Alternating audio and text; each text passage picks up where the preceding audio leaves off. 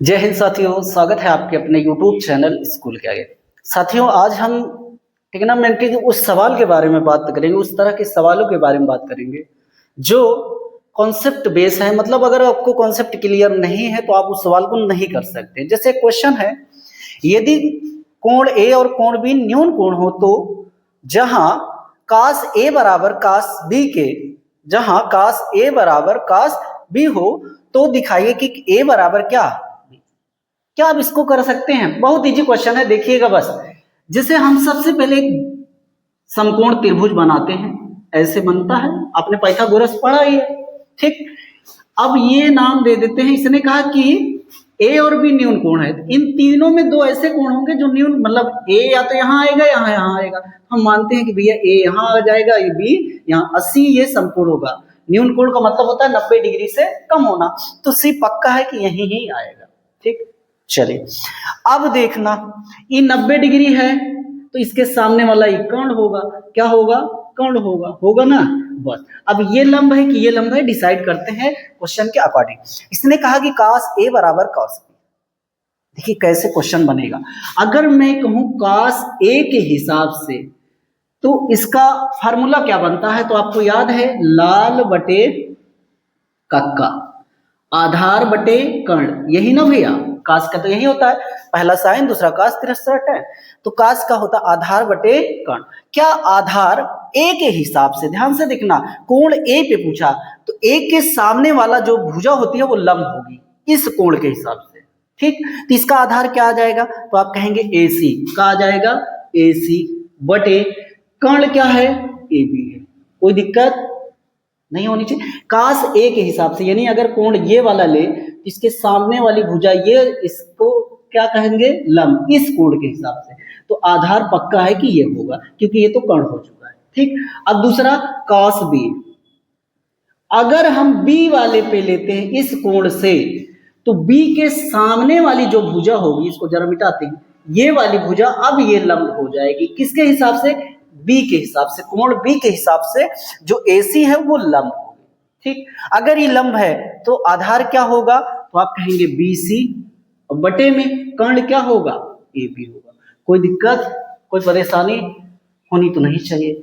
अब क्या करना है? अब देखो भैया, कह रहा है cos A बराबर cos B, दोनों समीकरण यानी ये वाला और ये वाले को बराबर कर दो। कैसे? AC बटे में AB बराबर BC बटे में AB। AB से AB कट गया कि नहीं कटा? कट गया। तो आप कह सकते हो कि AC बराबर क्या? BC आ जाएगा, आ भी जाएगा। कहना क्या है, क्योंकि ये तो गया तो बचा क्या? AC बराबर BC। अभी दिखा क्या रहा है? दो भुजाएं, कौन सी? कह रहा AC, ये वाली भुजा इस वाली भुजा के क्या हो गई? बराबर। क्या हो गई भैया? बराबर। तो आपने पढ़ा नहीं है समद्विबाहु त्रिभुज, या ऐसा त्रिभुज जिसकी दो भुजाएं बराबर हो। जब किसी त्रिभुज की दो भुजाएं बराबर हो तो उसके सामने वाले भुजा पर बना हुआ कोण दोनों ही आपस में क्या हो जाते हैं? बराबर हो जाते हैं। नहीं पढ़ा है तो आप कह नहीं सकते हो कि कोण A बराबर हो जाएगा कोण B के। यही तो सिद्ध करना था। इति सिद्धम लिखते हो या सिद्ध, है ना? इति सिद्धम लिखते हो, यानी A बराबर किसके हो गया? देख लीजिए, इतना क्वेश्चन इतना इजी है। अब इसी को अगर आपको कॉन्सेप्ट नहीं क्लियर ना, तो इसको खींच के लंबा लेते चले जाइए, फिर आप उस क्वेश्चन को रटेंगे। क्या आप कर पाएंगे इस तरह का? चलिए क्वेश्चन और लेते हैं। एक क्वेश्चन यही उसी टॉपिक से, उसी कॉन्सेप्ट से, क्या इसको आप कर पाएंगे? देखिए क्या कह रहा है, यदि B और Q न्यून कोण हो तो हो जहां sin B बराबर sin Q के, तो दिखाइए कि कोण B और बराबर क्या है? कोण Q। कुछ नहीं करना है, एक तो आपको त्रिभुज बनाना है समकोण। कैसा? समकोण बन गया। कह रहा B और Q न्यून कोण है, तो आप चाहे B यहाँ रखो चाहे यहाँ रखो, कोई दिक्कत नहीं। हम रखे यहाँ, Q पक्का है यहाँ आएगा, यहाँ कोई मान लो A होगा, A B Q कुछ भी मान लो, यहाँ पे कुछ भी हो सकता है, ठीक है, कोई प्रॉब्लम नहीं। अब ये 90 है तो इसका सामने वाला पक्का ये क्या रहेगा? हमेशा कर्ण रहेगा, हमेशा रहेगा अगर ये 90 हुआ तो, ठीक। अब देखो भैया, अगर हम लें साइन B, क्या लें? साइन B, यानी ये वाला कोण, तो आपने फिर पढ़ा भाई, लाल बटे क्या लेना है? कक्का। लाल बटे कक्का यानी साइन का होता है लंब बटे कर्ण।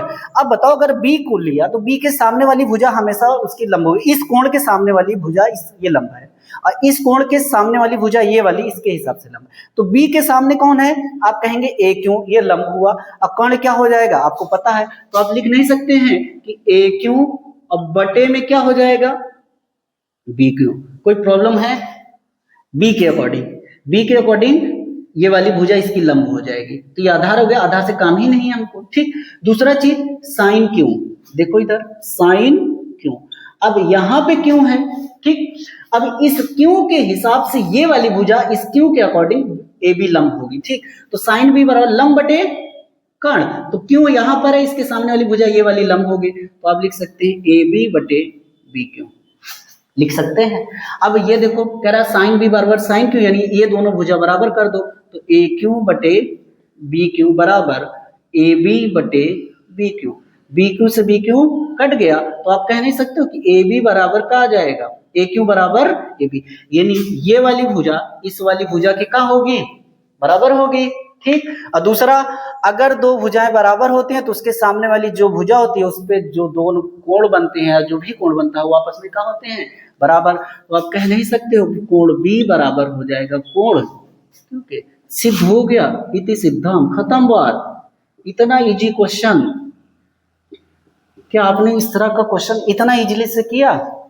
किताबों में आप चेक करेंगे तो बहुत कठिन टाइप दिया है, बहुत कठिन मेथड से सिखाया गया। इस मेथड से करेंगे तो इस क्वेश्चन को आप आसानी से कर सकते हैं। तो वीडियो पसंद आया हो तो लाइक कर दीजिएगा, चैनल पर नए हैं तो सब्सक्राइब कर लीजिएगा, दोस्तों को शेयर कर दीजिएगा। मिलते हैं।